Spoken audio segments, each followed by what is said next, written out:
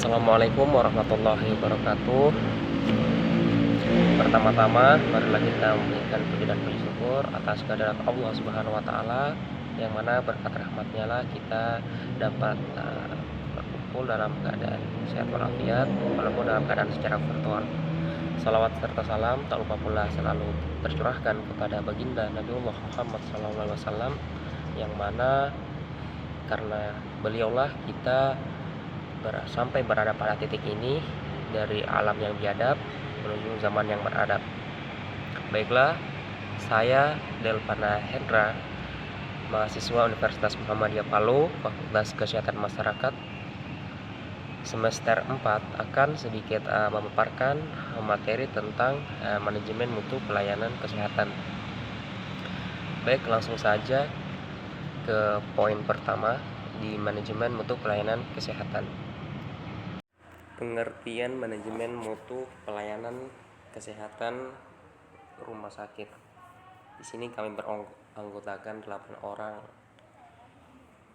Ada Darna, saya sendiri, Dea Ananda Aziz, Friska Ilfriani, Muhammad Ghazali, Muhammad Rizky Triansa, dan juga Yusri Lisa Mahendra. Baik, langsung saja ke poin pertamanya. Ada pengertian mutu pelayanan kesehatan. Di sini mutu pelayanan kesehatan adalah memberikan pelayanan sesuai dengan harapan dari klien sehingga menimbulkan rasa puas terhadap pelayanan yang diberikan. Semakin puas klien, maka akan berdampak terhadap mutu pelayanan. Mutu pelayanan kesehatan menjadi hal penting dalam rumah sakit. Peningkatan kesadaran masyarakat tentang kesehatan dan pelayanan kesehatan mendorong setiap rumah sakit untuk sadar mutu dalam memberikan pelayanan kepada klien. Jadi sudah jelas bahwasanya ketika klien merasakan kepuasan terhadap pelayanan kesehatan, berarti mutu yang diberikan oleh rumah sakit sangatlah berdampak pada klien. Langsung saja ke poin yang kedua. Indikator penilaian mutu pelayanan kesehatan. Kemenkes 2012 menyatakan indikator mutu pelayanan yaitu ada 6 poin. Yang pertama, keselamatan pasien, yang mana kejadian infeksi dan juga pasien jatuh. Yang kedua, kenyamanan pasien dalam perawatan, insiden pulang paksa, manajemen nyeri. Poin 3, pengetahuan pasien terhadap informasi perawatan yang diterima. Yang keempat, kepuasan pasien terhadap perawatan dengan standar lebih dari 90%. Yang kelima, kemampuan pasien dalam perawatan diri. Poin terakhir atau poin 6, mengurangi kecemasan pasien. Indikator tersebut bersifat objektif, terukur berdasarkan pengalaman pasien selama menerima perawatan. Pengertian akreditas rumah sakit atau poin 3. Di sini sudah jelas tertera, akreditas rumah sakit adalah suatu proses di mana suatu lembaga independen baik dari dalam atau luar negeri, biasanya non pemerintah, melakukan asesmen terhadap rumah sakit berdasarkan standar akreditasi yang berlaku.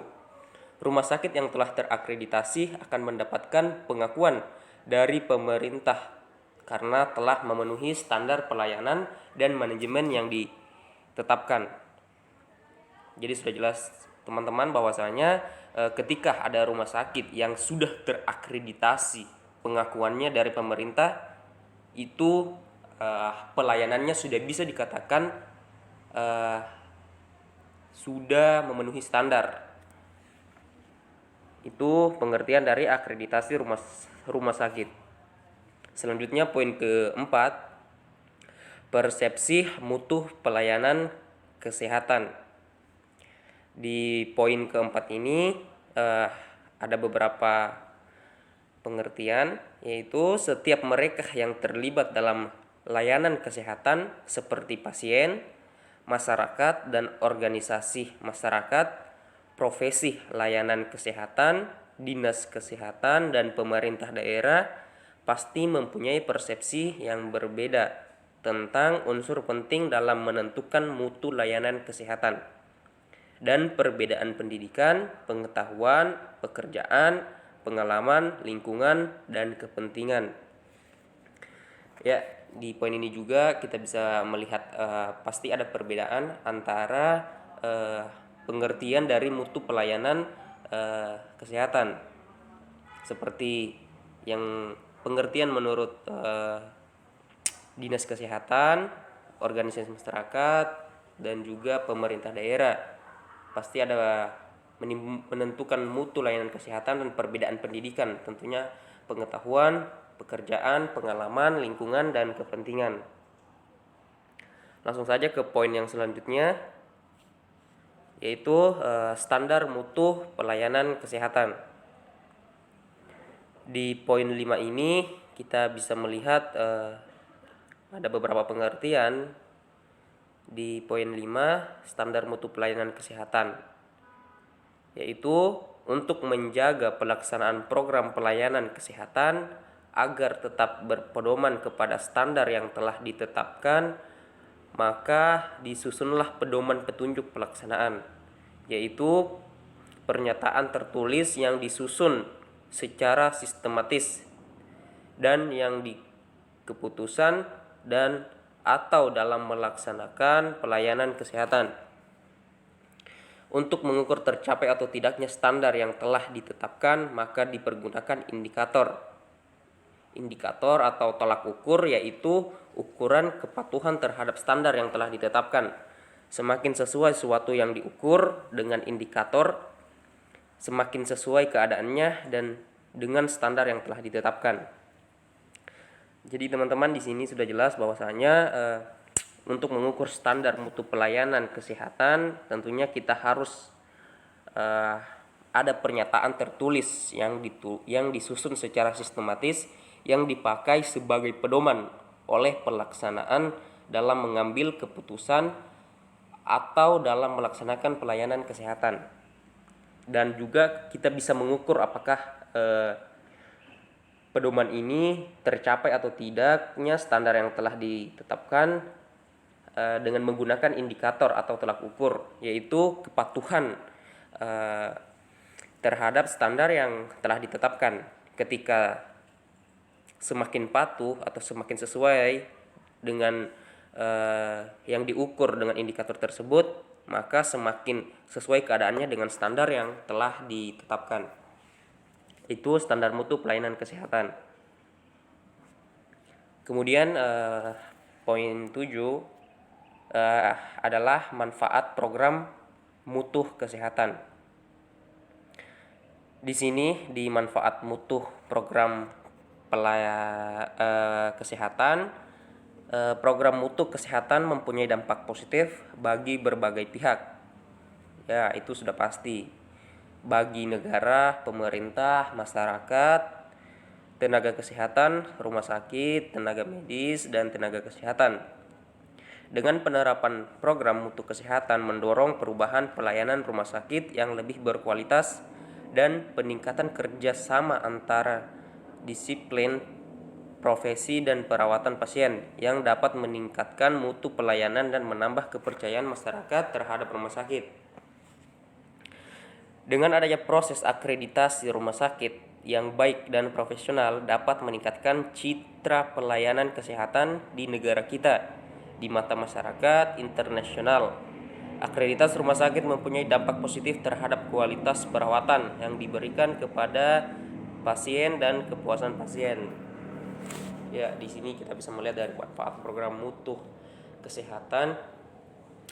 Manfaatnya itu ada banyak bagi negara, pemerintah, dan juga tenaga kesehatan. Di sini juga dengan adanya proses akreditasi rumah sakit,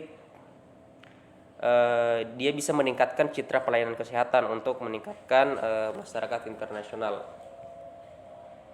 Kemudian di poin terakhir dan juga penutup dari presentasi dari saya, yaitu mengukur mutu pelayanan kesehatan.